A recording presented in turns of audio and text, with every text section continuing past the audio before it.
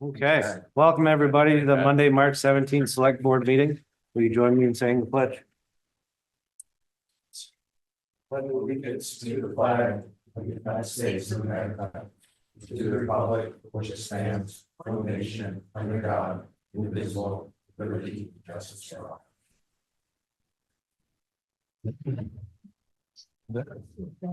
Okay, first up, we're gonna amend the agenda under the town manager's report. We're gonna add item D, which is gonna be the presentation from the Friends of Northern Lake Champlain. Somebody make a motion. So moved. Second, Perfect. All in favor? aye. Okay, there you go. So that'll be item D. So first up is the reorganization. So first is any motions to nominate a chair. I'll make a motion to elect Jonathan Giro as chair for another year. I second, Okay, all in favor? aye. Okay, I'm gonna make a nomination for Jeff Sanders as vice chair. I second, Thank you. All in favor? aye. Okay, and then in your packet, we have the adoption rules of procedure, or we gotta adopt the rules of procedure for the select board. Does anybody have any changes? I'd like to make two changes if possible. First one's very short. I think it just goes section 5.2. Refers to our normal meeting places being in the St. Albans Town meeting room. And I think that was written prior to moving to the new town hall. So I just amend that it says the Port Washington room, unless otherwise noted. And then section 5.5, I would recommend that we add one other place for postings of the agendas. I've mentioned this before as kind of an something that'd be nice to do, but I'm wondering if we can make it official here. So right now, where we post the public agenda is at the St. Albans Bay Post Office. I'm not sure how many people go there. The town hall on a weekly basis, probably not too many people. Collins Pearly a lot. I go there all the time, but I don't usually see the agenda there. I'd just like to add if we could put the front porch forum. Take us a few moments to just post it. I just checked it the other day. There's 1,545 current members of the St. Albans Town Front Porch Forum. So even if half those people check it, a lot of people would see the agenda. So Yeah. I would make We post the, it on Facebook and stuff too. and Facebook would be great too. I would just make a motion. We make those two small agenda or amendments. Thank you, Jack. And then I had, Hold on, let's finish the motion, okay, please. Thank you. Any further discussion on the motion? Okay, all in favor? aye. Okay. And then, Amanda? yeah, 5.4, the agendas. Just like more clarification on like, should it be 7 to 10 days prior to the meeting? If you want to add something to the agenda, so that the rest of the members of the board could have eyes on it and speak to whether they wanted to add it to the agenda. Currently, it's, what do we have? Usually just a Thursday prior. Yeah. So that would be 1, 2, 3, 4 days. Yeah, 5 days before. Sean on Thursdays or Yeah. sometimes Fridays, depending on his or my schedule, and we discuss, what we feel should be on the agenda. I guess at any time, we can talk about it on the business, what we want to bring on the next agenda. That's possible too. Would that be, because of open meeting law, it almost have to occur during the select board meeting? That's it. Right, so I mean, unless it's some really emergency or something. I mean, typically, we talk about items, tonight would be like stormwater per se. It might not come up for another 6 months, or if we have a stormwater project or something like that. Or who knows what might come up, but usually we like talk about it and say, okay, on the next meeting, let's do this. So typically during it, if there's something like, needs to be discussed, I would talk about it, the meeting prior, typically. I don't know how we word that. Yeah, because I'd like to have it just written, just so that it's. Verified. Yeah. Yeah, I mean, it's usually set. We just don't really talk about it. Or not, I shouldn't say set, but we've got all the drafts done pretty well ahead of time. Cause Sean's kind of driving the boat on it, right? Yeah. Cause we're here just to set policy and, you know, Sean runs the organization. So whatever he feels we need to do to make the organization run, or, you know, or what we're not, whatever it is, you know. He kind of recommends that to me, what he wants to do, or I recommend to him what the board wants to do, and that's why at the prior meetings, we Yeah. discuss it. We can put it on that way too. Yeah. I mean, we can add some verbiage to there. I don't think we're gonna come up with anything tonight to add to it, Yeah. but. Yeah. We can talk about, it. We can, you know, Mm. definitely come up with something. Yeah. Come up with something and present it to us. We'll come Yeah. up with meetings. Or you can just simply send it out to the whole board on Monday or something. Yeah, there you go. They'll all have input on it. for that added section. And call Jack, because there's a check his email. Okay. So we'll discuss that, but I think it needs to be looked at just in detail. Mhm. If we will Sounds good. amend that.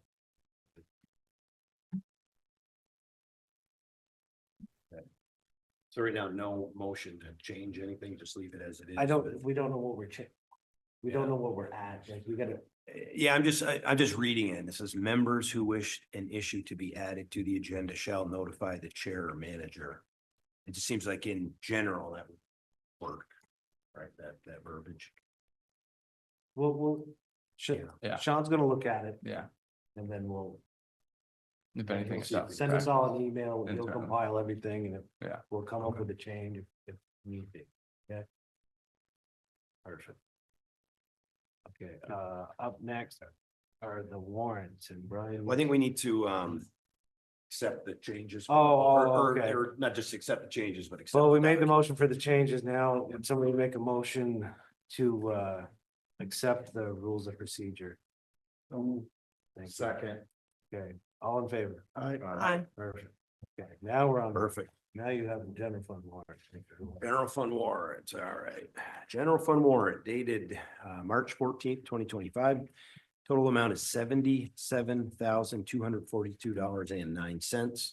Of that, big items, 22% of it, or just about 17,000 was for items at the Bay Park, including fireworks.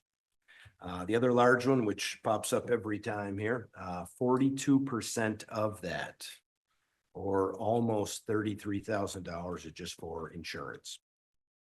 So with that said, I would make a motion that we accept the general fund warrant as presented. Thanks. Any further discussion on that? All in favor? Aye. Aye. Thank you. Jack, you have two miscellaneous ones. Yeah, industrial park warrant. Which is, I guess it's mostly, electricity bills for the sewage pump and the lights and stuff. And one from Champlain Associates in the amount of $1,239.81. And the second one's the stormwater utility warrant, for a couple of, payments to some engineering firms, and it comes to the amount of $9,705.52. And I would move that we approve both of those warrants. Second. Okay, I just want to note one thing on the stormwater utility warrant, that invoice for $5,000 with some engineering for the culvert on Fairfax Street. Mhm. Just wanted to clarify that what that was for, so people know we're moving forward with that. Good. So all in favor? Aye. Thank you.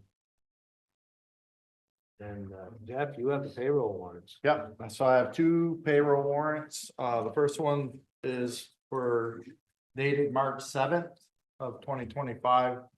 Covering the week of February 24th through March 2nd. I'm just gonna read the warrant. We don't do it all the time, but I'll just read it this one time because we're starting a new session here. It just says, to the treasurer of the town of St. Albans, we hereby certify there's due to several persons whose names are listed here on the sum against each name, that there are good and sufficient vouchers supporting payments aggregating $28,224.62. Let this be your order for the payment of these amounts. So that's how this warrant reads every time we meet.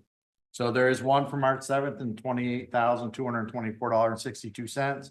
And March 14th, There's another warrant for $25,999.46. And those are the two warrants, and I will make a motion that we approve them as presented.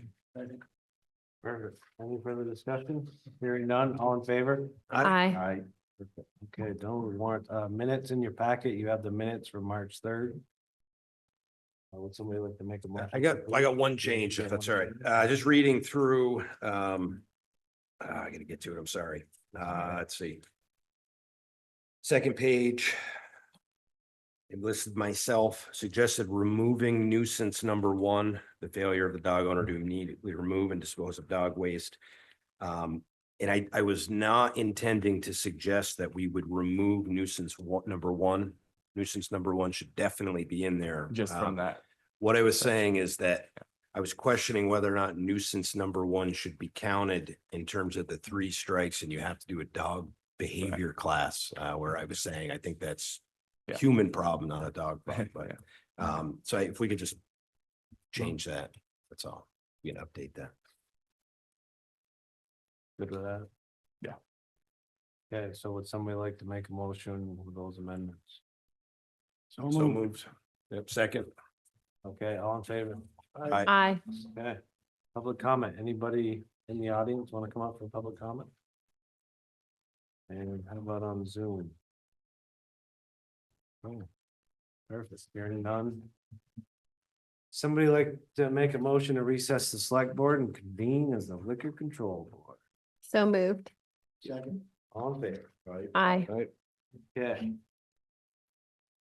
So, and I take it nobody has any violations or any issues, you tell us. Okay, so we have 1, 2, 3, 4, 5, 6, 7 different licenses. I'll just read them off. So AKD LLC / St. Albans Diner for a first class license, Vermont Grow Shop for tobacco license, Vermont Grow Shop for a tobacco substitute, Price Chopper for a second class, and the VFW for a first class license, third class license, and an outside consumption permit. And this is dated March 17th, 2025. Would somebody like to make a motion to approve those 7 licenses? Yep, so moved. Second. Perfect. All in favor? Aye. Aye. Thank you. Make a motion to close session as the liquor control board and resume as the select board. Second. All in favor? Aye. Perfect. Town managers report. Yes. First up, Megan, come up, present the. We got a grant. Feels like 2 years ago now, is it 2? 1 year. 1 year, okay. I'm sure can. I don't know if it'll reach. No.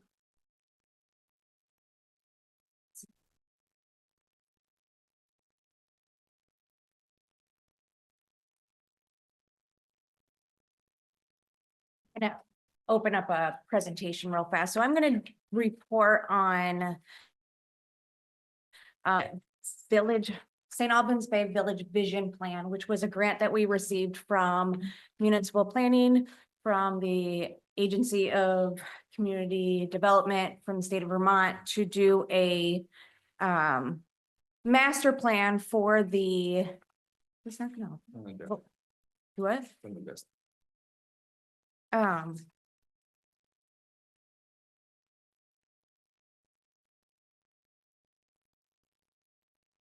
I don't want to upgrade.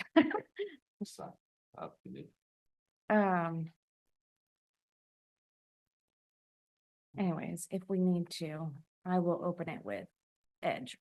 So the village master plan, it's looking at, we have a designated village center here, designated by the state for a village center for our Bay area. The master plan was to look at that village designated area and identify goals and then come up with projects to achieve those goals. The grant was a year ago. We did an RFP and hired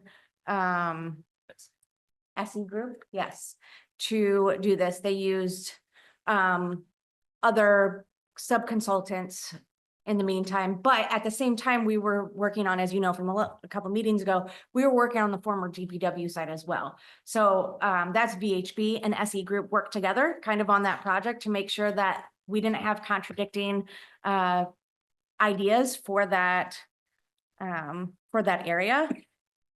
And Also during the RFP process, a big point, at least in my eyes, was the principal owner of SE Group. Has a camp here in Hathaway Point, so he's very familiar with the Bay area. Mhm. Wants to see it back to what it used to be. we don't know why. Just sign in It won't let me sign in either. at the top of it. Up a little bit more. Oh.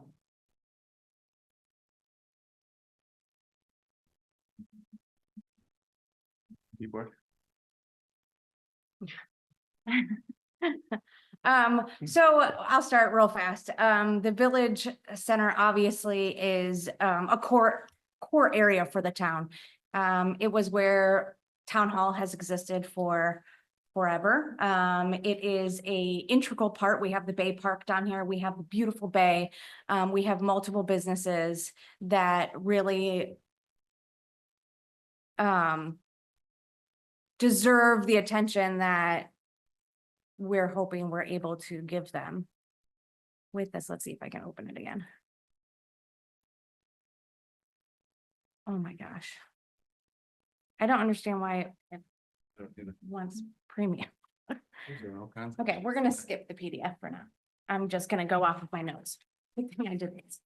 Okay, so existing conditions I was just talking about, you know, the Lake Champlain and the Bay, the streets that we have down here, Route 36, Lake Road, that has a 90-degree turn with an intersection with Georgia Shore Road with a stop sign, I guess, that people decide sometimes to follow and not. We also have the other intersection of Patton Crosby, Church Road, Little County and Georgia Shore Road. That is also a very confusing intersection, and little to no sidewalks. So, you know, that was one of the things that when the grant deciders saw the situation that we were in, it was understandable. We have not only a designated area, but we have some problems that we need to look at and have a professional consultant look at those problems with us.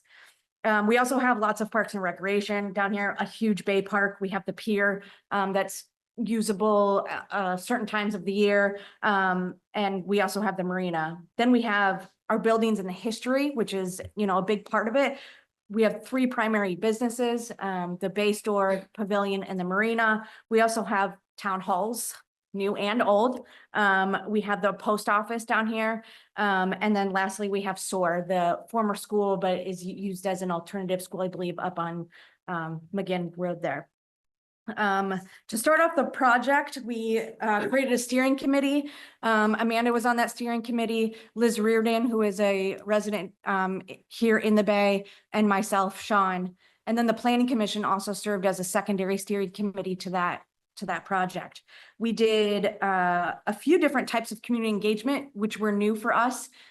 This year, we attended one of the farmers markets last year, which turned out to be awesome. We got a lot of people come up and talk to us, put dots on the map of what they liked and what they didn't like.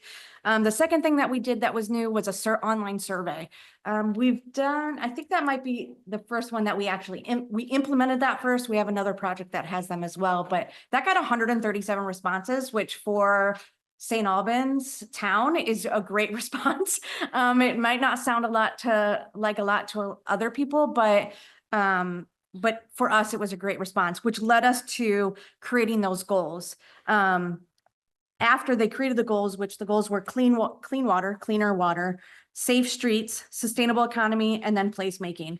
After they created those goals, they did another public meeting here in this building, which brought quite a few different people from not only the Bay Area, but also other areas around the town. We used Front Porch Forum to advertise it, which I think got a good response.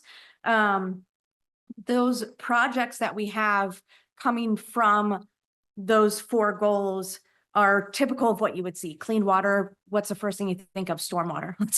That's something we need to implement into the park, into any new road designs that we get, into the former DPW site to reduce runoff from the impervious that's over there and then coming across the roads. They also talked about other smaller projects that we could do along the ditching along the roads, cleaning those out, creating new rain gardens, which we have a really good functioning one in front of the church there on Lake Road. So creating more things like that. The second goal for safe streets created projects such as which I think we're starting to kind of work on, taking over Lake Road in order to do some streetscaping, create pedestrian connections along Lake Road and Georgia Shore Road, redo the intersection for Lake and Georgia, creating maybe a 3-way stop or a 4-way stop with a pier parking lot, addressing the intersection here with Patton Crosby, Little County and Church. They gave a couple recommendations that would have to be vetted much further. One of being which a roundabout in that area, small roundabout. Another one would be closing off one of those roads and rerouting it around so that it wasn't 5 entries coming in at once, and then being able to realign the other roads, 4 roads, to more of a typical cross section or cross intersection. The biggest thing they talked about though for safe streets was the pedestrian connection from Town Hall or the neighborhood over here to the Bay Park. So there's a super small sidewalk right now in front of the marina, but extending that sidewalk so that people could get from this side of the Bay area over to the park and then up Lake Road. Sustainable economy really looked at infill development because that is essentially, we don't have a lot of fields of open space in this area down here. It's more of what can we do with what we have. So creating infill opportunities and that would require, which the Planning Commission is already doing, but adjusting some zoning regulations. The Planning Commission did create a new district for the area. So it's a village core district now instead of just an overlay, which reduced a lot of the non-conforming lots as they sit now. But I think there's always more work to do, but I think there's still quick work that we could do with bylaw amendments to create some more development possibilities. And then the last piece there, the last goal is placemaking. And I think the biggest part of that is we want people to know they're in the Bay. We want people to know they're in our village core and that we're proud of our village core and that the residents here are down here are proud of the area. They, you know, an entrance sign to the village, wayfinding signage to get people to here and then from here back to the commercial areas or downtown, the hotels, things like that. Additionally, making streetscapes, going back to kind of safe streets area, creating streetscapes that represent more of a village feel with sidewalks and streetlights, rain gardens or flower pots to make it more homey, to make it more comfortable for walking around, making people that feel like when they come for Bay Day per se, they're not just at the Bay Park and then walking across a really weird intersection to go to the ice cream shop because that's where everybody goes. And even some But- minor pier improvements too. Yes, oh yes, and the pier improvements. It was in the slideshow. One of the biggest things is creating pier improvements that work for what we have. The pier is not functional year round. We all know this, it's underwater most of the time. But creating something that is like removable structures, benches for people to sit and fish, small picnic tables, things that we can then pick up and store somewhere for the winter seasons, winter, fall, and spring while it's underwater. But still creating a space where people can go, additional space than the park, where people can go and visit the village. So we have quite a few projects from that to move forward with. I think some of the easier projects would be some of the rain gardens in the Bay Park, especially along the walking path. There's a lot of opportunity for that. There's also projects with the pier, you know, those that removable furniture, creating more of a space with the pier. And then additionally, I know Sean's working on possibly taking over Route 36 and then being able to do kind of those streetscapes thing type of projects and A lot quicker. pedestrian a lot quicker than if the state had it. So that was a really fast version. Yeah, it's a really nice presentation. We'll put it up on our website Yeah. on all that stuff. And you'll see. And hopefully It's it's there. Did a great job. Hopefully that's not a sign for the rest of the presentations tonight. Well. Did you want to talk about this? Yeah, so, since one project's done, let's start another, right? I think that's really exciting for me. We have, Very low key project, this is a much smaller, it's still exciting. It's a significant. map.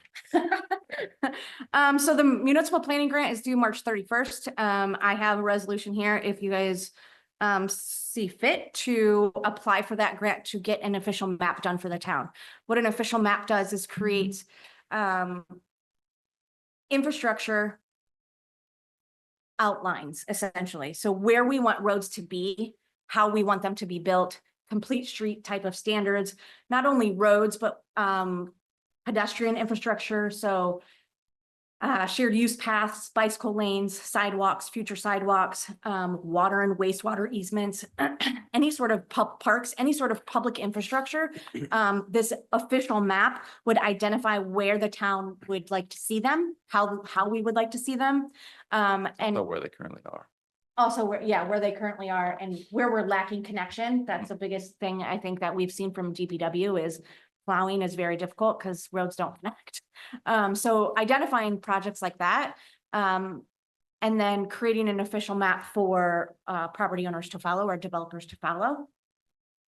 It is amendable. So if per se we set it today or this year with this grant, we get it completed, and then in 5 years a developer comes for a property and it doesn't make sense where the road where we had originally placed the road or the easements or the infrastructure, that is something that they could come to the select board and request to have changed, which I think was probably one of my biggest concerns with an official map, is telling people what they can and can't do with their land. But it is amendable, or I guess that's the best word is amendable. It's not necessarily binding. Right, yeah.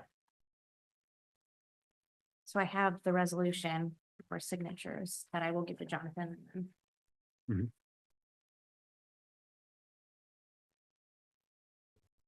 Megan, can I ask you a question? Yes.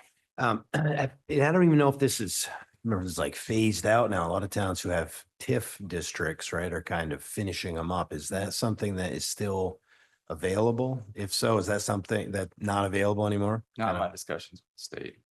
They're looking at amending it. And they are, actually, I was talking to Andy about this today. There's a group of pretty substantial people that have pulled together to kind of address it and push for it. I guess lobby might be the right word too. Push for allowing more of them, or you're saying push against? I don't think they're gonna continue in the same manner that like the city had it in Winooski and all those others. I've personally been pushing along with a few other city town managers for project-based TIFs. I think those might be in the future. But those would be separate from this map. Okay. I mean, we could include it, depends on what the future of the TIF looks like. But We will be reevaluating and updating our town plan over the next year, so that'd be something that we would include in that as well. And you mentioned on the this thing here, that would be wastewater and Yes. water. So for planning for that, I mean, that would Yes. obviously Follow drastically recommendation. change what we could and couldn't do here. So. Right. Oh, yeah. Okay. Are you looking for that tonight? Yeah, if you guys could send it tonight, that would be great.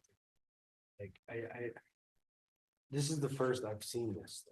yeah, it's just the straight up sheet. Like it's all saying that we're in good standing and that we're applying for a municipal planning grant. I know, Yeah, but it's I- just a resolution to apply for the grant. Yeah, It's not even the anything grant to do with the itself. project. Yeah, I know, but once we move forward this, I just don't, I like your comment you made about designating roads, and if somebody doesn't like it, they gotta come in front of the select board. Well, what if the select board doesn't agree with that said applicant? That's what I have a problem with. Like, I'm not here to dictate what somebody can and can't do with their property.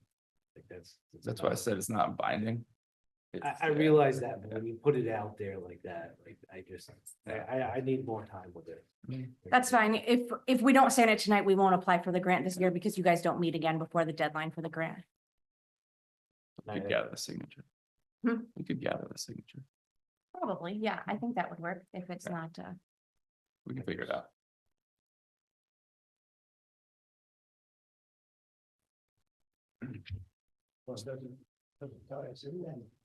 No. Yeah, I mean, if it doesn't tie us into anything.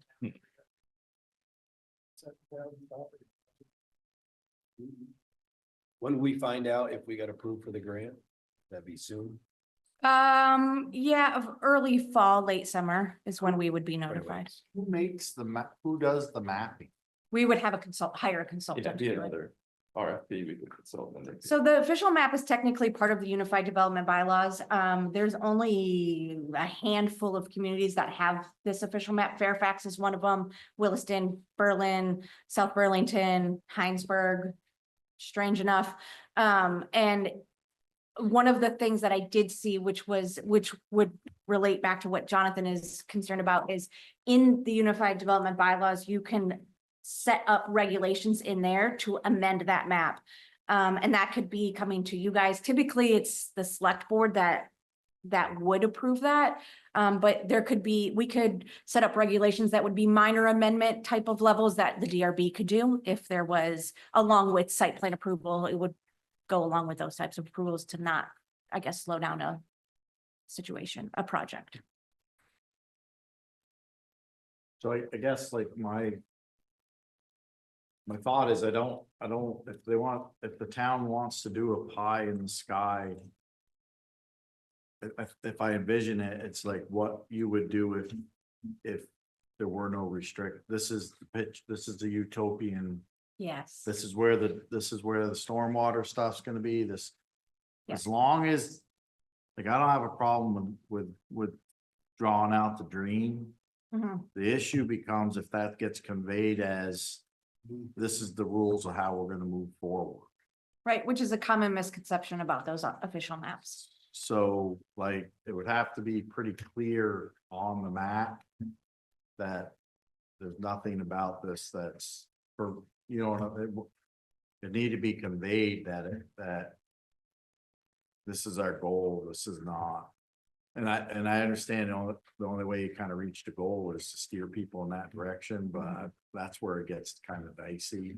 Cause you don't wanna scare residential or commercial businesses away. Right, so this is so the transit oriented development study that I'm working on too is kind of doing the same thing in our growth centers. It's not creating an official map, but this is where an ideal road would be in this open tract of land. This is essentially the next step to that. And what can happen is if we have areas that are, and so I'm thinking of a specific plot of land that's by the rail trail, just south of Energizer. It's a big triangle of open land, sorry to everybody, I assume, that the TOD study recommends essentially extending High Street and going into that property, and then creating a residential area there. Also, the TOD study is looking at hopefully zoning recommendations or changes that would allow for a cookie cutter development to happen without DRB approvals, essentially. So do what? Form-based. Yeah, essentially form-based code, but that is often a scary word, almost like the official map. But if they were to build exact setbacks of property lines or building layouts, exact placement of the road, exact size of houses and windows and things like that, they can do those projects without that extra. It's almost like step. pre-permitting. kind of. Yeah, it's very similar to pre-permitting. So this would go along with that. But I don't ideally see, again, this is going to be up to the consultant, the professionals that do this. I don't ideally see us laying out every single future road through, all the fields around town. This is going to be more of water, wastewater easements, sidewalk easements, and then road connections, which are the easements already exist, but this map would identify. So the one that I'm thinking of is Potter turns to whatever that road is up there and then dead ends, but there's clearly an easement that could go through to Tanglewood. Those types of things is what it would identify. But where do the inputs come from for? So I was about to say, like, so we'll be working with the consultant. So Yes. It's not like Yeah. they just. And they would have to direct us. by, if we got the grant to do it by state requirements, we have to have public meetings. They would have to come present to you guys before any final report. There would be quite a few steps that would be required. It's kind of similar to this vision master plan. Some things basically we go through, like, we don't want this to be something that scares everybody, including us. So it was just kind of, That's what I'm just thinking, right, because we've got the two intersections, right? One, I mean, we've already done some steps to move forward, but we can't do anything until we get this planning, right? We've bought the land on the corner, but we don't want to mess with that turn yet because we don't know what it's going to look like. We're still trying to get Route 36. Yeah. We've got some ideas, right, on that intersection where Lake, comes with Georgia Shore and the business, some of the businesses want to make decisions based on that. We've already approved monies for putting the sidewalk from here all the way over to the Bay Park. But we don't want to, right, we don't want to start laying down anything, so we don't have to build it up. So I'm thinking of just those infrastructure things first. Because the rest, like the property stuff, I mean, that can be secondary or tertiary, right? And Yeah, absolutely. And not even do anything at all with them. Right, we could bring a plan to you guys that showed roads everywhere and you could put red X's on the ones that you weren't comfortable with. We could take them all off. It doesn't, I mean, it's our love to official get map. from here all the way to Bay Park though, because those are some major decisions. We can get Right. those done on the main roads. I'd love to, we'd all love to get water and sewer down here. So. Yeah, the wastewater infrastructure easements would be really useful. we'll work on. I mean, and I'd be fine with getting that going, just to apply for the grant to get the funding we got a lot of stop things if we needed to. Yeah, Like, absolutely. how much is that? It's like 30 grand. Yeah, for an official map, I've been quoted between 30 and 40 grand for a total project, What's the contribution from the town? 10%. Not a ton of money. So do they have engineers that say that's where water and sewer infrastructure will be, or is it just kind of, well, based on this? No, they So would when we go- utilize, When we go back out to construction, we're gonna pay for that service again. Well, it's not gonna Um, be like, it's not gonna be like a PER construction or design. Well, I realize that, but it's kind of like, oh, this is what we're thinking. Like. I'd say it'd be a recommendation based on what works in Like, general. So at construction. what point do we start like moving from this kind of stuff to like putting stuff in the ground, building stuff? Like at what point? The water sewer stuff? Anything, Because- like, when's the sidewalk gonna start happening? Yeah. We keep talking like, well, we gotta do the intersection, we gotta do this, like. Yeah. Okay, so, Once we get the road, it's essentially the answer to that one. so once Yeah. 36 hits, then that, We so, can- so what's the purpose of this? Cause that's the this is whole just the town. bay. Yeah, we're Yeah. talking bay. This map would be the whole town. The whole town or just the village? No, whole The town. Whole entire town. So that I Yeah. missed. Yeah, sorry, I that thought it was official just map, the village. Yeah, I the thought it official was map would be village. for the whole Yeah. town. If it was just the bay, I wouldn't, no. I wouldn't do it, yeah. I realize that. Well, yeah, whatever. But I just don't understand, like. Somebody's gonna tell us from this grant that, oh, the water and sewer is going here, and then when you hire. No. The- Sort of. It like lays down the I'm saying easement. no to that. Yeah, If you're trying to sell this, that's not a great job. to sell. It's it's only gonna go one place. at the end of the day, it's not up to the consultant what, we finalize. Well, I realize that, Yeah. but why go through it? If it's something that we're not going to do, like. What is the like- doing part? That's Well, all. I don't Yeah. know, like putting water and sewer infrastructure, say on the south end out Yeah. to wherever. Yeah. You know, but you hire the engineer to do it because we want some big project out there. There's a, well, no, it doesn't go there, it's gotta go here, like. I wouldn't keep saying the word has to, gotta, like that's. I know, but like, how far in depth does this grant study go? Because like, that master plan for the lot next door, like. Yeah. I don't, that's just kind of a, what should go there? There's no like, I don't think it was very well in depth. The grades of the land were shot, like, Yeah, we know the septic capacity over there is near zero. Like, so I'm just, so before we ever construct anything over there, we've gotta go through the engineering phase. Yeah. Like, so we go through the engineering phase twice, basically, semi. Well, you do a planning phase first and then an engineering. phase. yeah, those kind of. What, as I understand it, this map would be like identifying like the best place to do something, right? And then if future visions years from now wanted to look at that map and say, oh, this is where they said the best place to put this easement would be, but they don't have to follow it. It's a recommendation. It's a developmental recommendation tool. So, and I could be wrong, Jonathan, but I envision it, and maybe I'm out to lunch, but it's like a place to lump all, it's an inventory of all the things that we would need to meet our utopian vision for the town. Everything in one place. You're gonna have all your sewer, all your water, all that infrastructure in one. It's not gonna be in the right places, but when you look at the map, you're gonna say what's existing and what's proposed. And you would just be able to, and that's really the only purpose of it is to see where the gaps are, if we don't already know, which maybe people already know, and it's an exercise in utility. I don't know, but it seems like it's just gonna be an inventory map of. So like, have we beat the truck enough?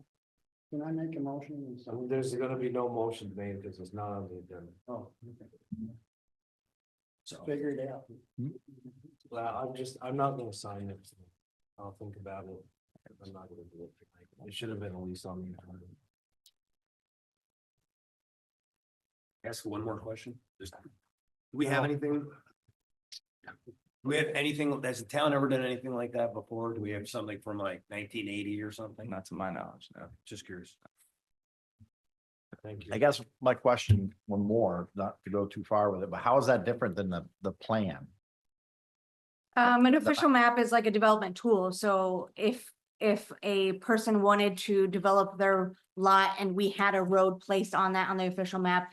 And they didn't want to follow that, they would have to get other approvals. Yep, thanks. Anything else? Thank you. Okay, thank you. Okay, thanks, Mike. All right, we have better luck with the Dunsmore Solar Project. See if we can't pull that up. More luck with the visuals, whatever. Oh, right.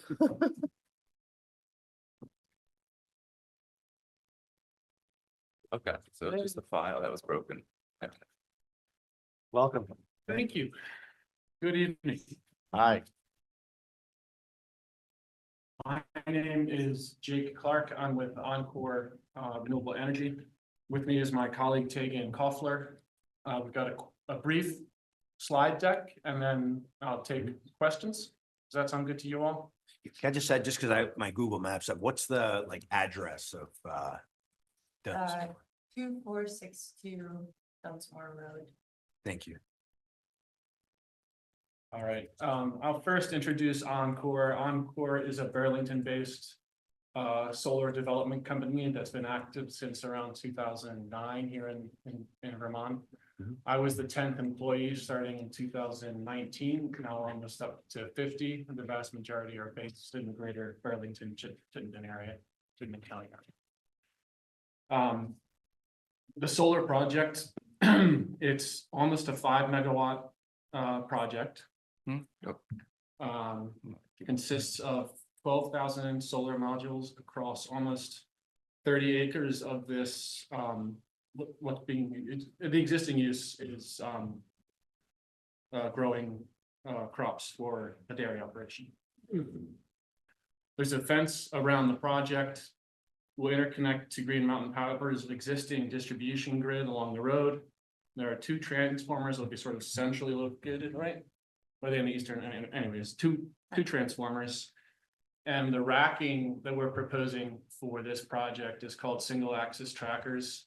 The rows are oriented sort of north and south, and the modules can track the sun throughout the day. So in the morning, they're facing east, and in the evening, they're facing west, and they move very sort of slowly, incrementally throughout the day to track the sun. That the single axis tracker technology is relatively new, at least in its deployment here in New England. But what it does is it enables us to capture maybe between 15 or 20% more energy than the standard fixed tilt tracking. We've got a site plan here that shows you the layout of the project. Those are the north-south oriented modules there that you're seeing in the project.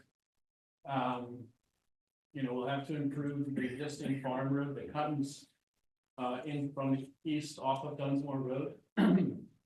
The land is leased from the landowner for the life of the project. And our offtake agreement, our power purchase agreement with Green Mountain Power typically is a 25-year term with 3 optional 5-year extensions. So that could put us up to what? 40 years. One question that always comes up for these solar projects is the decommissioning plan. The State Public Utility Commission requires for every project that we have a fully funded decommissioning plan in place before we even start construction. And the way that works is we effectively post a bond that the PUC holds for the life of the project.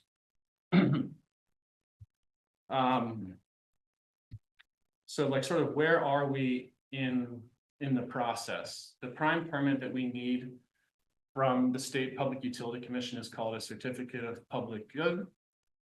That CPG process is really, really comprehensive. The Agency of Natural Resources is looking at everything from rare, threatened, endangered species, all natural resources, habitat, you know, bear habitat, deer habitat, bird habitat.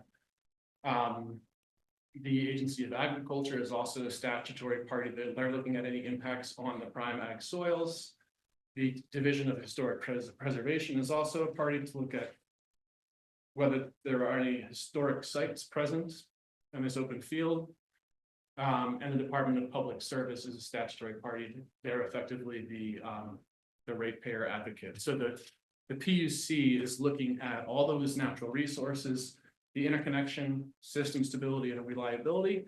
And they'll also look at sort of the economics of the project and how the project economics benefit the state of Vermont. If there is an ask or a request for the select board, one of the statutory criteria that we need to satisfy is to say that the project doesn't unduly interfere with the orderly development of the region. And that really comes down to, does the project comply with the town plan? And that's where it's really useful for the PUC to have an affirmative determination from the town that says, we find that this project does comply with the town plan. And we'll be filing that petition for the Certificate of Public Good in the March timeframe, April timeframe. Yeah. But there's no real rush for the town to make that determination about the compliance to the town plan. You can file your letter after the CPG petition is filed. There's plenty of time for that. The CPG petition process typically takes around 8 to 10 months. And then construction would start sometime after that. So we'd probably be entering into construction in the 2026 timeframe. Probably in the second or third quarter, if we're lucky. So I'll pause there. Are there other questions? And so, for more context, the select board received the 45-day notice for the project in December. And that was the third iteration of the site plan. We've had a long development process for this project. Different hurdles have come up along the way that we've just needed to take time to address. But when we are ready to file the CPG application next month, the full application will be posted online, I believe, with the PUC. It'll be sent to the town directly. It'll be sent, yes, it'll be either we can have it electronically sent or mailed. So that will be available for your review as well. You'll get everything that the state gets effectively. Quite a comprehensive file. Ask a simple question. just looking at the site map quickly. How's the power getting out of that site? It'll flow along the existing farm road Okay, on overhead lines. And then to the existing distribution service along Dunsmore Road. And GMP will have to upgrade that distribution service to more robust poles and wires. But the developer always pays for the system upgrades, 100%. Yeah, it's a really long route to get Yeah. to the substation in the town. Is that the substation on Mason Street? To the north, Yeah. Well. Not geographically, no. That's the southeast. Right, this map is a little confusing because north is south and this, Okay. so you're saying. It's on the east side of the road, is that right? Or on the The- west side of Dunsmore, It's on the west side. west side. So this map is oriented north and south. And so it goes up to, and it butts Jewett Brook, is that right? Yes. Yes, and there's an existing street crossing there that we will have to upgrade. It's the existing stream crossing is collapsing. And as part of that stream crossing, the Agency of Natural Resources will require us to procure a stream alteration permit, a wetland permit, and maybe 2 other natural resources permits associated with that stream crossing upgrade. Sounds about right.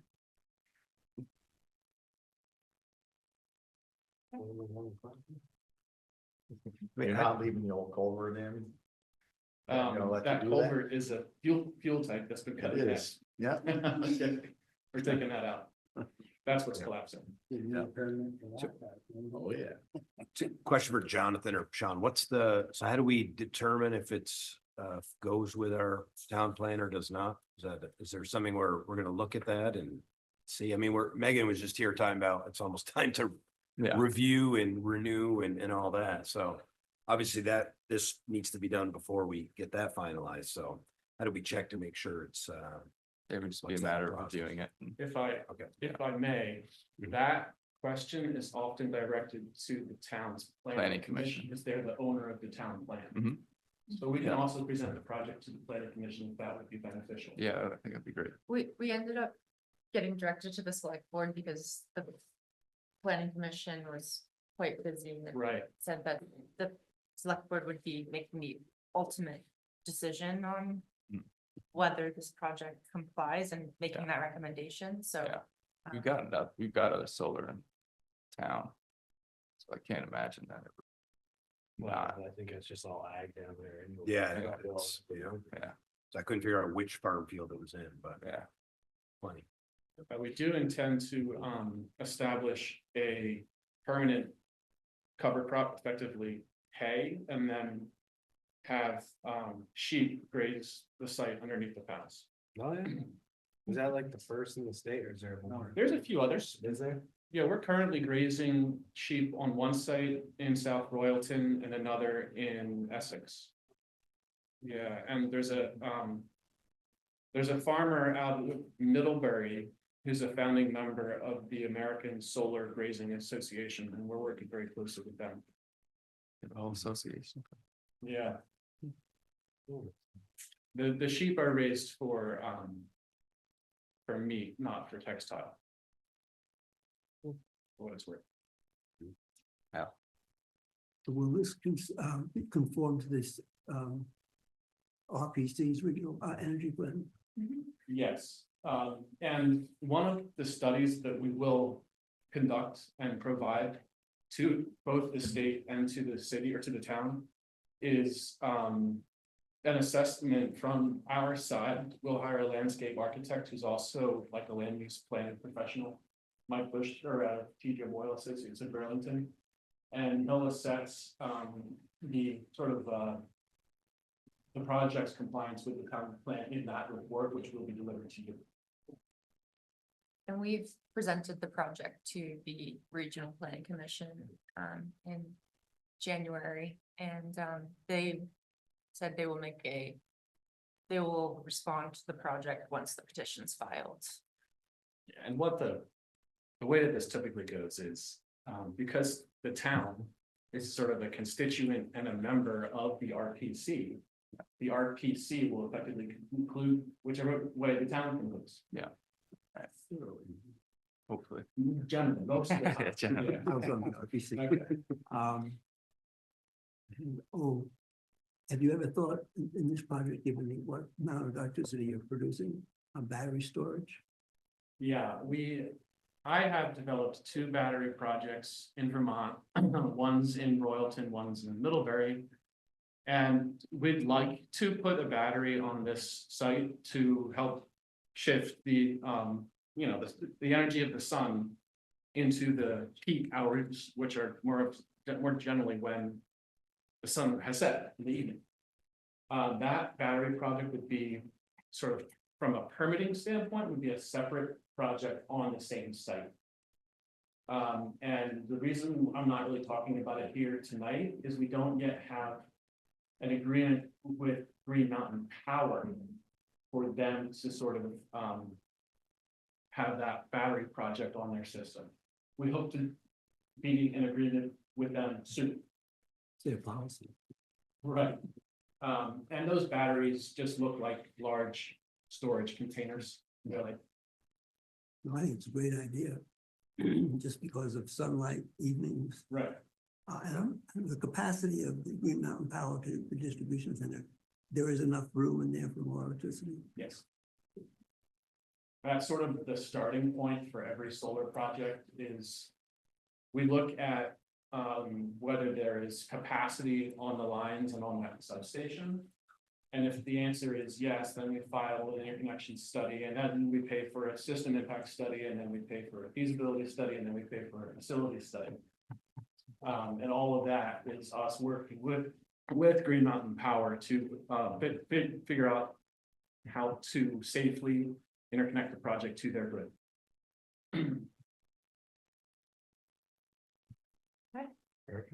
Good. Thank you. Thank you for the time. Thank you. Have a nice evening. Yeah, you too.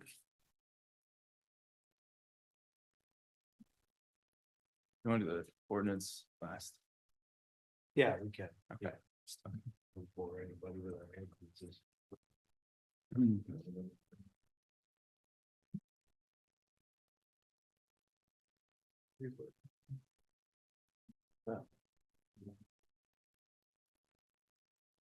And then Friends of North. Am I gonna get, yeah. Yeah. Come on up.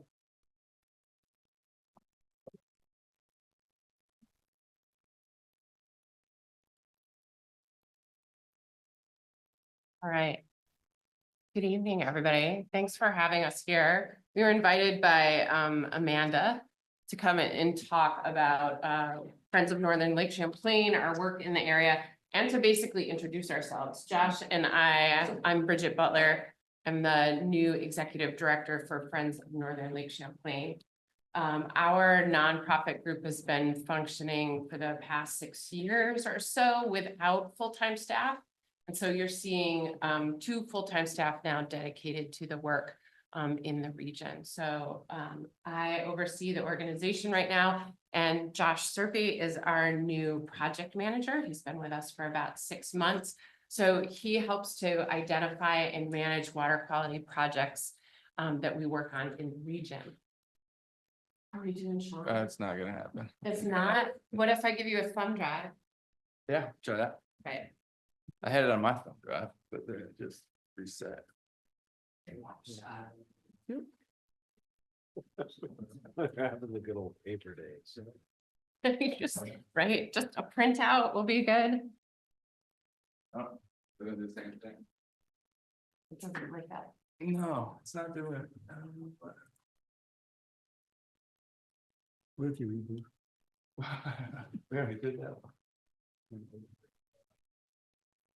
don't know what's going on.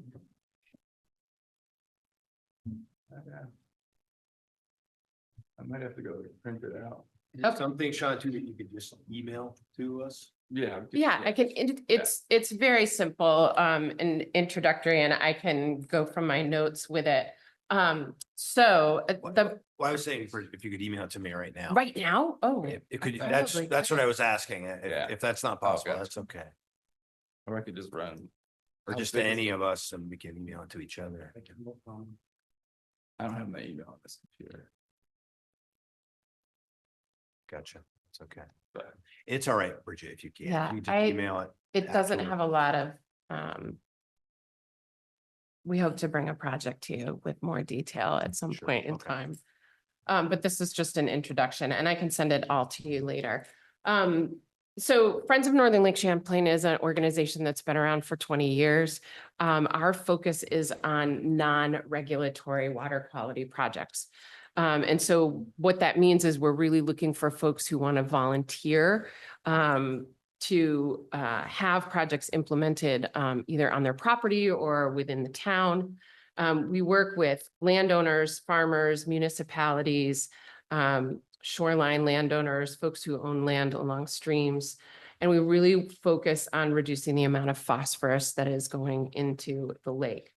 We have two main service areas and they're defined in different ways. One is the Northern Direct Lake, which you all are part of. That's Basin 5.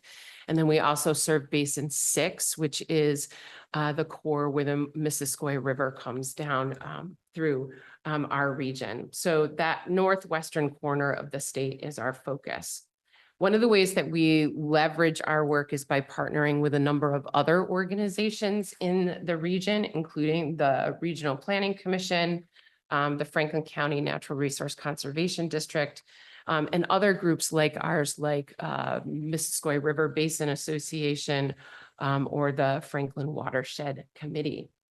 The three ways that we take on phosphorus in our service areas is we really look at three pieces. And you've heard us talk a lot about water quality projects in our work, but those projects that we find and are able to support and implement through non-regulatory solutions, we back them up by doing water quality monitoring in the region.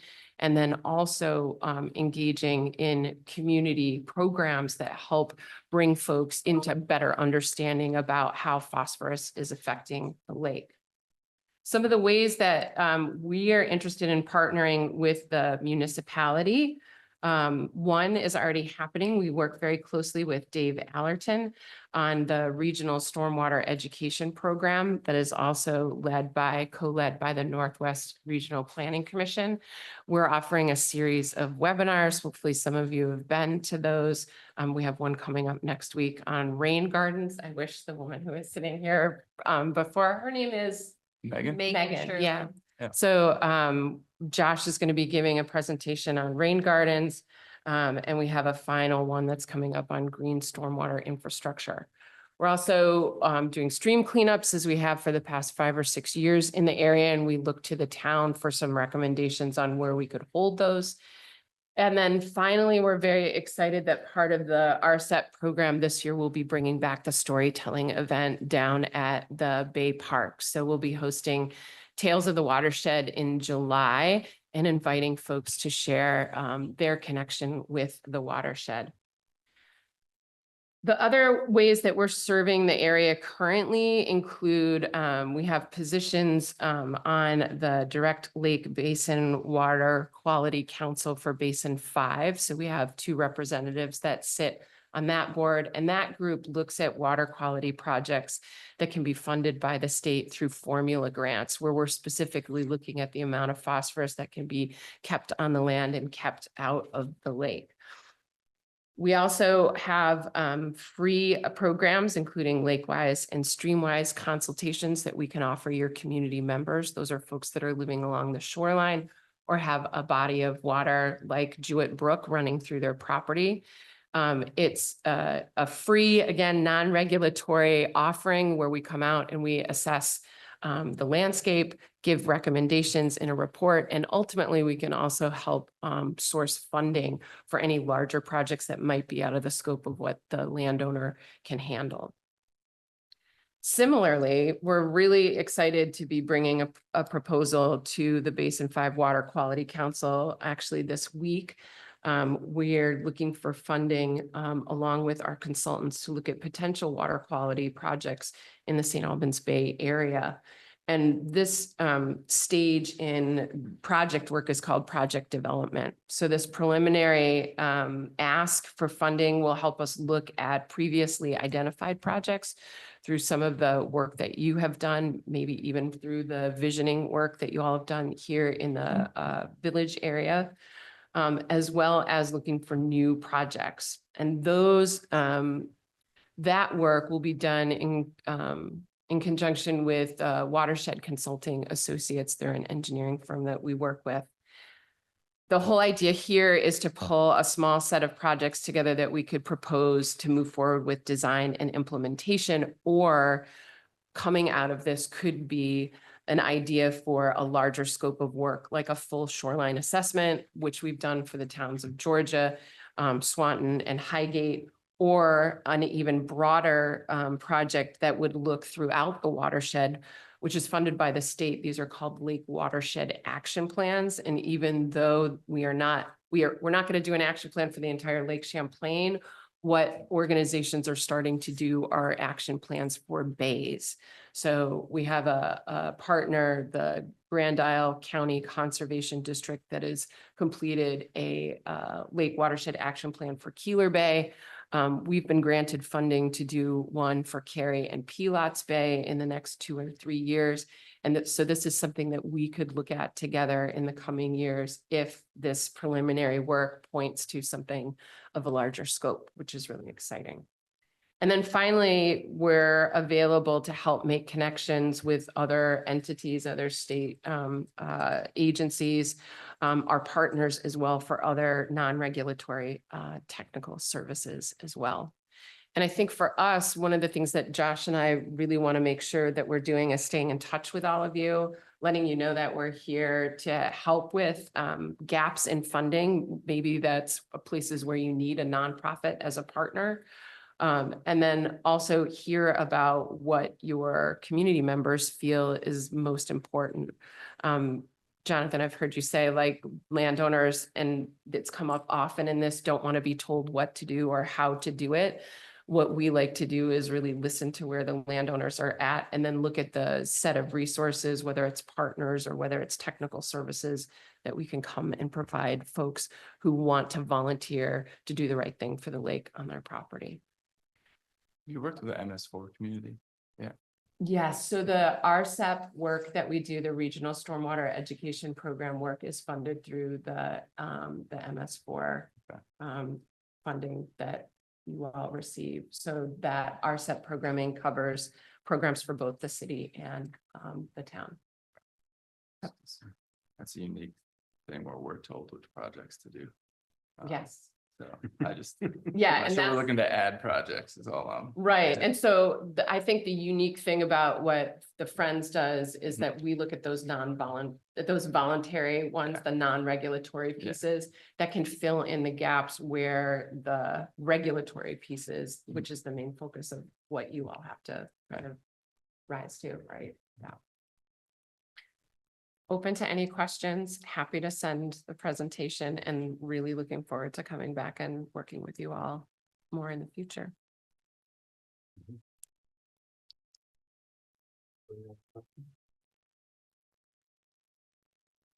Yeah, I don't know. I have lots of questions, but I think I can just like email you and. You can email me, like, yeah, or we can go for a walk in the park someday and talk about the ideas that you have, for sure. Great. How many of these types of projects have you done already in St. Albans Town? Any? In St. Albans Town already.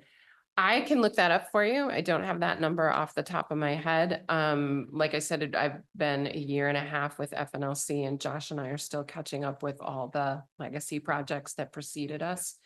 A lot of our work the past few years prior to Josh and I coming on have been, like I said, in Swanton and Highgate, and then the Georgia area. And so now we're at the stage where we've gained enough insight into some of those other service areas that we can start to move into St. Albans Town. You're doing a bunch of work in the rock too, right? Yeah, so the Rock River is one of our main focuses in Highgate right now. So we have a water quality project, a stream and ditch assessment project where we walk stream waterways to better understand where there may be potential voluntary projects on those reaches that go into the main branch of the Rock River. So a few years ago, I think some folks came from the group as well and talked mostly about the weed harvester. Is that something that's still? Yeah, so Going that would on, have been so the question. St. Albans Bay water. That's Sawa. Yeah. Yeah, Sawa, which I don't believe are they still active? Yeah, they actually store it next door. Okay. at our old Yeah, Yeah. okay. Because I DPW. saw it there last year. So you're not affiliated with them No. at all? Zero? You do work with them? Coordinate? We haven't been aware that they are still active. So that's been, it's interesting to hear Yeah. that the harvester is still here and They still- were last year, they were, they were still yeah, active. Yeah. they did work for Chuck and stuff. Yeah. Yeah, so- Super. Brian, would you like me to send you some projects that we've done in the Sure. past? Yeah, just curious what types of things. I Yeah. know we've spent, I don't know how many meetings or hours over the last several years on stormwater with stuff Yeah. that, you know, we are required, as you're pointing out, required to do. Yeah. So yeah, it'd be great to have another way to fill those gaps. I know we've got a whole department and Yeah. funding and everything else for that. So it'd be good to have. Yeah, and other working on that. arrows in the quiver. I think that's what I appreciate about the regional stormwater education program is it really offers us an opportunity to kind of interpret some of this more technical speak and help residents really understand what the things are that we can do on the ground in a voluntary manner that will make a difference collectively. I was just thinking our website, friendsofnorthernlakechamplain.org, there's a projects tab on that page that you can go to, but I'll pull some specific St. Albans Town based projects, anything that I can find. Yeah, on that'd be great. Super. I just And- know I was gonna say that just one more, sorry. You know, when we did like the stormwater utility, we put it in and it's essentially it's $50 for everybody. And I know we'd heard from some people after maybe the second year of paying it, like, hey, lake's still green. Like, what are we paying the $50 for? You know, Sure. it just brings up that challenge that I know learning from Jeff, and Jeff's got a wide knowledge of this too, that there's a lot of phosphorus Yep. already in the lake, even if all this did everything, you know, we Exactly. decades. And we call that legacy phosphorus. What's really great about the Lake Champlain Basin Program's most recent State of the Lake report is there's a whole section on that. And I think you've hit upon something that's really important is that one of the things that folks get challenged with is like, they're tired of hearing about studies. They're tired of hearing about projects and not understanding the way all of that connects. And also the challenges in the fact that there's legacy phosphorus in the bay that's always going to be there, even if we get every single thing right on the land. It's going to take time. And I think the stormwater utility is a way to kind of, in a way, pay it forward, right? So we're gonna each do our part to keep that phosphorus from entering the lake and becoming legacy phosphorus. It'll just make it harder moving forward. Super. Okay, that rolled into what I wanted to say. So like, you know, there has been tons of studies. So how is a full shoreline assessment different than all of the data that's already been collected? Yeah, so I think when you go back to thinking about the three ways that we serve our communities, right? One is public education, the other one is data, scientific data around water quality health.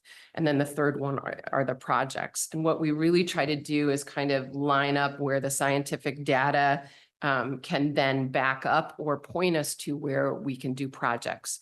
So a full shoreline assessment, even a lake watershed action plan, is really looking at where can we identify places where projects can happen. And there are a couple of ways we do that. We take boats out and we look at the landscape from the water angle back on the shoreline and identify where there are challenges there that we could address in a voluntary way, non-regulatory way, and back up with some funding to get those things done. That's shoreline based, and we'll often look at communities, roadways along that shoreline. The lake watershed action plans go a little bit deeper because you're looking at the whole watershed that then kind of infiltrates into the bay, right? So it's a more holistic approach where we're not only looking at the shoreline, but we're looking at the land as well and what's coming off of the land. And so that involves a whole bunch of different road surveys and things that provide us with a lot more data as well as a lot more opportunities for projects. Each one of those reports in their own way will list out a number of different projects, prioritize them, and then make recommendations around where we could get funding for them.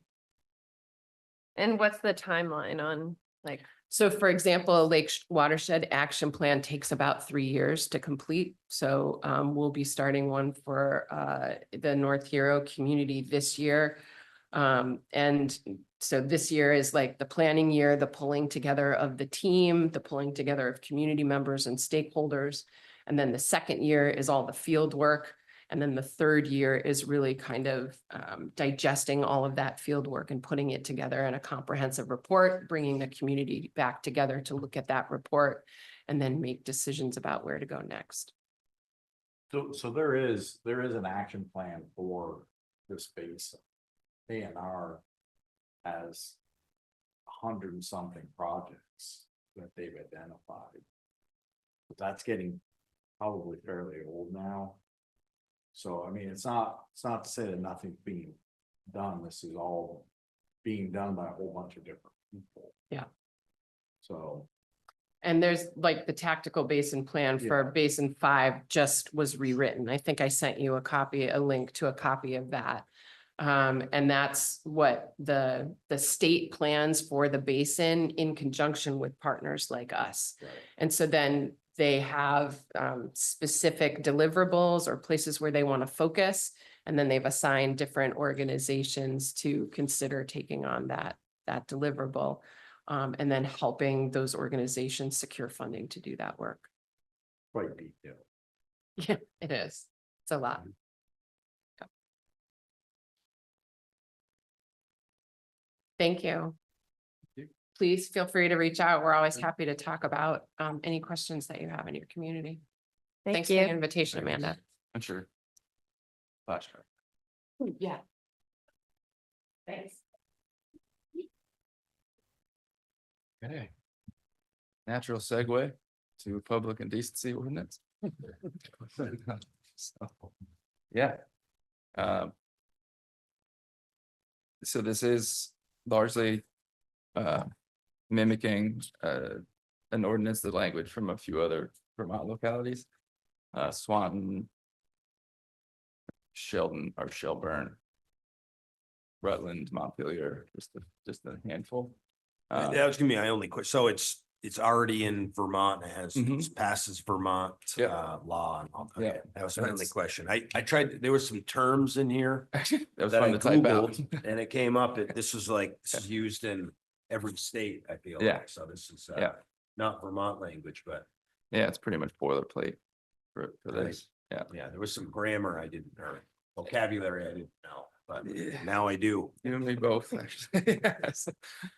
Anyway, So- The last paragraph. This is yeah. this is to deal with situation, right? Somewhat. Yeah. Well,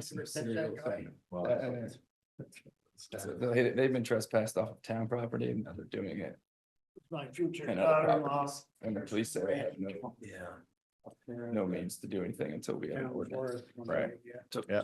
John, can I ask another question? So in it says it's good and takes effect in public places. Obviously, I'm assuming Bay Park, Town Hall. Yeah. Places like that. Are there other public places that I wouldn't think of, like in the street? Yeah. Would that count? This- What other types of places? would Anything count but as- anything except for private property. Because I was Yeah. figuring that, so if someone's Yeah. on their front lawn, this does not apply, I believe that is correct. Yeah. correct? Sidewalks or public. Mhm. What? That's just 'cause of the- Anything else I'm not thinking of, though? I'm a person from the public, I've got a question about that. I'd Let- like let to, could it be recognized? I'll let you speak in a minute. Okay, thank you. Thanks. Go ahead. I think that's it. Just, is there anything I'm not thinking of? Public places, our town properties, the streets, anything else? Rail trail, you know. That's, yeah, that's. Rail trail? Yeah. Okay, okay. Go ahead, Al. Does this ordinance, affect the law, old law at least, was you had to take off your clothes? Pardon? Go ahead. That you had, if you took your clothes off in the house and came out, that was legal. But if you took them off outside your house, that was illegal. No, this Well, is, according to this, right, even if you came outside on your own property, took your clothes off, this wouldn't apply, Yeah. right? Is that Correct. what we're saying? This is just if you're presently in one of those public places. So I have a question. The definition of a public place, would that be like a grocery store, which is private property, but it's also a public place? How Yeah. does that work? it would give the police the authority to address that. Okay. Yeah. I have So a we've had question. multiple calls the last week, and basically they were getting calls and said, we can't do anything until you put this ordinance in, so. So section 3, could that be like? So if a woman was breastfeeding. That it talks about a female breast. Oh, I had that in my draft, actually. I had it, we can add that. Oh, shoot. Okay. Cause yeah, I mean, I understand if you're walking around without a top on, but if you're trying to feed your child and you're trying to cover up, but somebody may accidentally see something for a few seconds, are you gonna get fined $500? First offense is 50. Yeah. Okay. Maybe it's a hungry child. Yeah. I can't imagine anybody would No. stake or call the police over. That's what I would hope not. I mean. Yeah. I That's my think question. You never know. I guess we can write that excluding breastfeed. We might want. Yeah, I had it in the draft, but it just kind of going through it. I didn't know how. I know, necessary. I just had to bring it up as a woman. We're not wrong. Because we have a designated breastfeeding room, like all that stuff, so I just figured there's most places like that, but. I don't know, we can add it I Wouldn't would go in like to, effect. I would like to add it. until bare minimum. So June 7th, I guess. I just think you could definitely see intention if a woman has a baby in her arms or a Yeah. child and she's not trying to expose. Or something. Yeah, and she's That's not what I'm trying to thinking of it, expose yeah. herself. Yeah. I would like to see it added. We can do that, yeah. Is that already covered by state law? Not that we don't need to or shouldn't or also. The put it in there breastfeeding too, part? But I'm just thinking that must I feel like that'd be protected anyway. I would assume so, but I did not. I think I would say it had to be. Wasn't there a big push on that? Seems like, yeah. Seems like Seems- that's, I don't think Swan has it in theirs, but Montpelier has it in theirs, that type of thing. That seems to be a more interchangeable. Well, I don't think it's redundant agreeing. to include it. So. It's up to you guys. yeah, I mean, we could. I'm just looking at section 2. The purpose is to regulate public indecency. Public nudity, which is deemed to be a public nuisance. I don't know. I also don't think the police would. Yeah, Fine, I think, I'm- well, yeah. the purpose of this ordinance is to resolve a problem that is ongoing. It's not like a one-time thing. It's a Mhm. habitual thing that goes on like on the daily. So I think, Mhm. I don't know, just Yeah, hearing that. So I think that's what its intent is. I don't think its intent is if somebody exposes themselves once on Yeah. accident. You know, I mean, I don't think an officer would, I haven't gotten any calls for that. yeah, I think we're good. Yeah. Okay. Let's just move it, cause I think it's a ongoing, thing. I don't wanna drag it out. There's an issue. that Had needs this to be on for like 6 Yeah. months, yeah. Yeah. Yeah. And if it does come up, we can. I mean, if it Address comes it. up, we can always Yeah. amend it, but I don't think it's.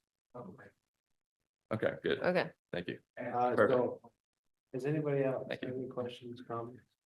Lenny, you had a comment? Yeah, my concern was just to ensure that it included areas like the rail trail and the rail trail parking area and that sort of area. I happen to be a neighbor of the rail trail, and we have a person who frequently decides to take long walks up the rail trail naked and ends up at the crosswalk right about the same time the local school bus is coming down the hill. And it's as you said, it is a chronic issue. Yeah, Anything within the town limits, basically. thank you. Ashley. Thank you. Go ahead, I don't. Can you say your name, please? So if someday I wanted to go skiing in my lake, is that? I don't think there's, I don't know for that word. Good question. I mean, the lake itself is, Well, Public. that's, yes, but we don't have jurisdiction over it though. Because there's other things that people do in the lake there. We don't.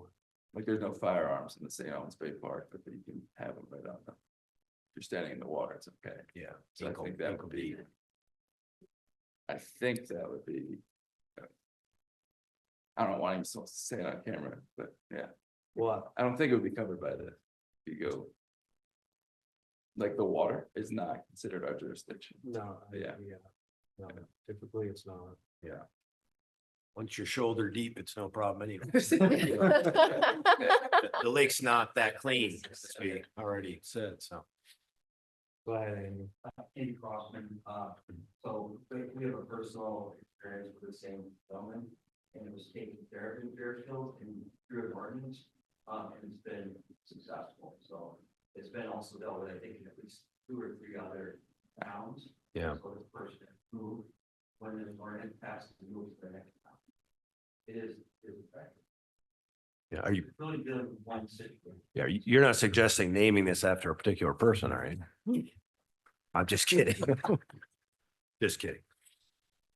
Yeah, I mean, that's why I think we got the language of it, because I know this has been brought up several times. Yeah, Yeah, yeah. yes. So. Make a motion. Yeah, so if somebody would like to make a motion to adopt that ordinance. So moved. Second. Okay, we had enough discussion, I believe. All in Okay. favor? Aye. So become effective May 17th, as long as no. Petition is filed. Got a few more left to run around. You will. Yep. Other than that, we've kickstarted our Bay Day prep. So we're about to start reaching out to businesses for sponsorships. We're kind of revamping really all of our events this year, but especially Bay Day. So we'll be starting to go around to individuals, businesses that would like to sponsor. And there's more stuff that comes with it this year. We've been pretty creative with it, so looking forward to it. Saw some of that in the general fund warrant. Yep, fireworks, yeah. We're having music to the fireworks this year, so. That is all. Okay. Moving on, anybody have any other business?